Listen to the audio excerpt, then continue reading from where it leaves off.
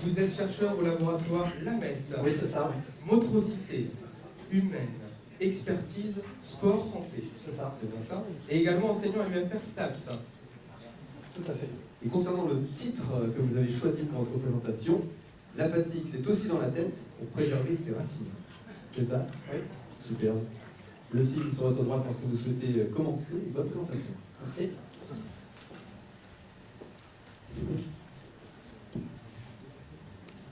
Chacun d'entre nous a été et sera régulièrement au cours de sa vie confronté à la sensation de fatigue. Je m'intéresse particulièrement à la fatigue musculaire et à ses origines, une fatigue qui va être produite au cours de l'effort. Alors imaginez-vous, monter plusieurs étages, ou pour les plus sportifs, réaliser un marathon. Quels sont les facteurs qui vont objectivement contribuer à l'apparition de la fatigue et rendre ces exercices plus difficiles à réaliser? Afin de répondre à ces interrogations, on a coutume dans notre laboratoire d'adopter une approche neuromusculaire de la fatigue. Alors la fatigue neuromusculaire, on peut la définir simplement comme une diminution de force produite par un muscle. Vous réalisez un exercice, progressivement vous avez moins de force pour faire cet exercice, il est donc de plus en plus difficile. Voilà c'est ce qu'est la fatigue très simplement. Afin d'identifier les origines de la fatigue, on peut schématiquement assimiler le système neuromusculaire à un arbre. Les branches, leurs innombrables ramifications et les feuilles pourraient alors représenter la complexité des réseaux de neurones au niveau du cerveau. Le tronc pourrait être assimilé à la moelle épinière, et enfin les racines, solidement ancrées dans le sol, pourraient faire référence à nos muscles. Lorsqu'on réalise un effort physique, chacun de ces étages peut être défaillant et contribuer à l'apparition de la fatigue. Imaginez-vous, vous êtes en train de courir, progressivement la fatigue se développe, qui est le coupable? Est-ce le cerveau qui a du mal à générer sa commande motrice, la moelle épinière qui a du mal à la faire circuler, ou nos muscles? Bien en fait ça dépend. Pour un individu en bonne santé, qui réalise un effort classique, comme pédaler ou courir, dans des conditions environnementales normales, on considère que c'est essentiellement le muscle qui va être défaillant, avec une fatigue musculaire qui va s'installer progressivement, parce que votre muscle accumule des déchets, de l'acidité, donc il se contracte moins bien.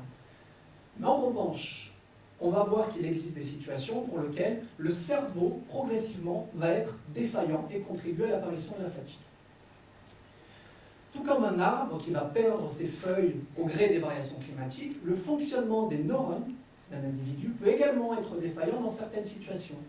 Par exemple, si vous faites un exercice en très forte chaleur, ou alors en situation de manque d'oxygène. Cette situation, vous allez la retrouver si vous faites un effort en très haute montagne, par exemple.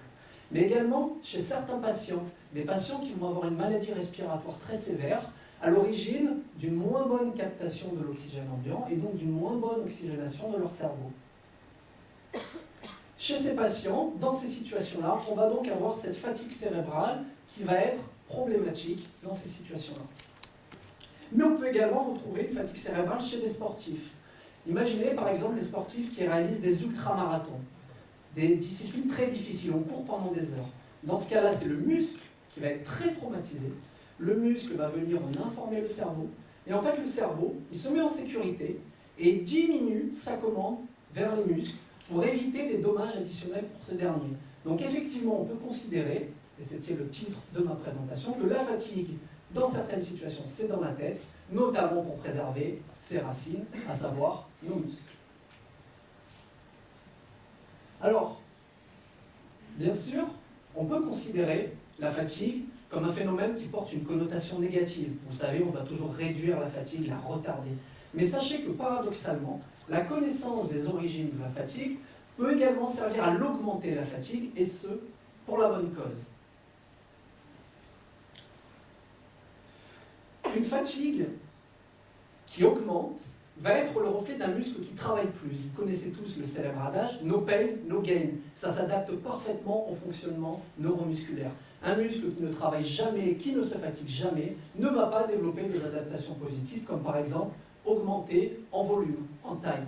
C'est exactement pareil pour votre cerveau. Si vous ne le sollicitez jamais, heureusement ce n'est pas le cas évidemment, mais si on ne le sollicite jamais, il ne va pas s'améliorer.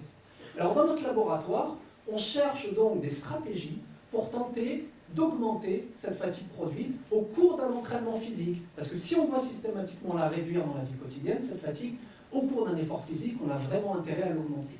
Et on va utiliser dans notre laboratoire des doubles tâches, des tâches à la fois motrices et mentales, réalisées simultanément, dans l'objectif de produire plus de fatigue. Alors imaginez une tâche mentale, par exemple, qui sollicite la mémoire de travail ou les capacités de calcul, comme jouer aux échecs ou certains types de jeux vidéo. L'idée, c'est que ces tâches-là, quand elles vont être réalisées sur des durées prolongées, elles vont induire un état de fatigue mentale, venir perturber certaines zones de votre cerveau, et vous allez avoir cette situation aussi de fatigue cérébrale. L'exercice physique, on l'a dit précédemment, ça peut induire aussi une fatigue cérébrale. Donc maintenant, imaginez, vous réalisez les deux en même temps. Vous allez donc produire plus de fatigue. Pourquoi? Parce que vous allez sursolliciter certaines zones du cerveau, à la fois sollicitées par l'exercice physique et par la tâche mentale. On produit donc plus de fatigue cérébrale, plus de fatigue musculaire, et tout ça avec le même entraînement physique. Donc on gagne du temps, et en plus on obtient des effets bénéfiques. On dit systématiquement, enfin du moins certains le sous-entendent, que les hommes ont du mal à réaliser deux choses en même temps. N'est-ce pas, mesdames? J'espère que cette présentation, au moins pour vous, messieurs, vous motivera maintenant à tenter de prouver le contraire en réalisant ces doubles tâches. Merci.